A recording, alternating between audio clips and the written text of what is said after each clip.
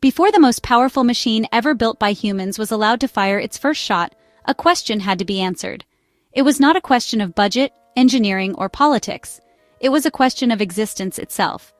The question was simple, and its implications were absolute. When we turn this machine on, will it destroy the world? This is not an exaggeration for effect. This was a genuine, scientifically grounded concern that had to be addressed before the Large Hadron Collider could collide its first particles.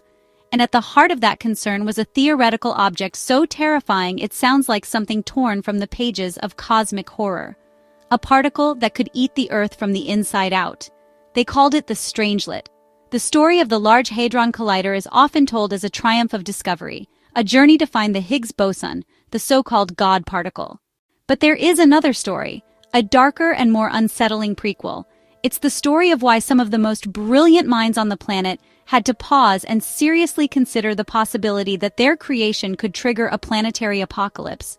One media report from the time notes that even before the collider opened, some people worried that it could form exotic matter that would destroy the Earth, possibly within seconds. This was not just fringe panic. This was a possibility that demanded the full attention of the scientific bodies overseeing the project. Sir Martin Rees, a leading cosmologist and astrophysicist, once painted a chilling picture of what this end would look like. If this strange contagion were to happen, the Earth would become an inert, hyperdense sphere about 100 meters across. Imagine that. Our entire world, every mountain, every ocean, every city, every living thing compressed into a silent dead ball no wider than a football field. This is the stake that was on the table. Understanding why this was even a remote possibility requires us to delve into the very heart of the matter itself, the anatomy of a world eater. The world we see is built from atoms. The hearts of those atoms, the nuclei, are built from protons and neutrons. But we now know that protons and neutrons are themselves composite objects. They are tiny bags, each containing 3 smaller, more fundamental particles called quarks. Specifically, protons and neutrons are made of 2 types of quarks, the up quark and the down quark. These are the lightest and most stable members of the quark family. But the family is larger than that. Physicists have discovered heavier, more exotic siblings. One of them is called the strange quark. Strange quarks are heavier siblings that normally appear only fleetingly. They are produced in high-energy collisions, but they decay almost instantly into their lighter, more stable up and down cousins. In 1984, the physicist Edward Witten proposed a radical and unsettling idea. He called it the strange matter hypothesis.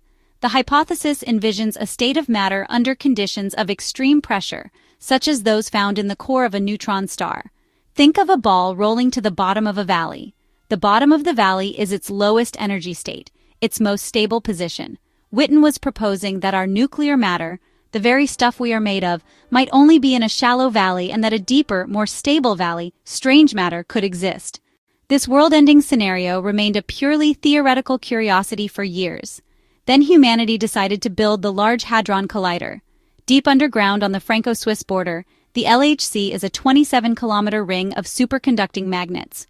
Its job is to accelerate beams of particles to 99.99% the speed of light. It then smashes these beams into each other in head-on collisions of unimaginable violence.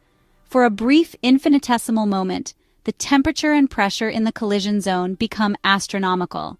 We are talking about temperatures of trillions of degrees. Faced with a scenario straight out of science fiction, the physicists at CERN did what scientists do best. They calculated, they scrutinized. The resulting safety reviews conducted by bodies like the CERN Safety Study Group represent a masterclass in responsible science. They systematically dismantled the doomsday scenario piece by piece.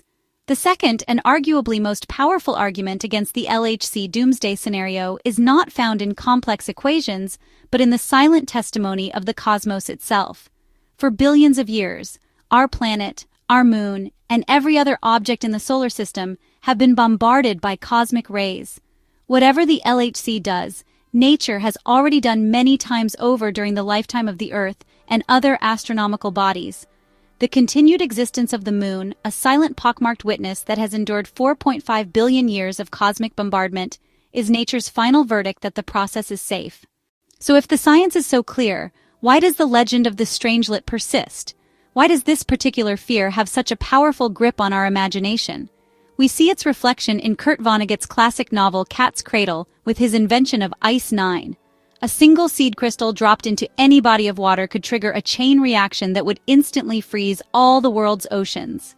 We see it again in Michael Crichton's novel Prey, where swarms of self-replicating nanobots escape the lab and threaten to consume all organic matter in their path.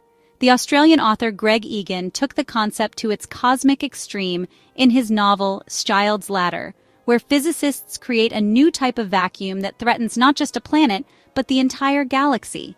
The fact that we can dismiss the Strangelet as a kind of scientific ghost story does not mean that we live in a world free from existential threats.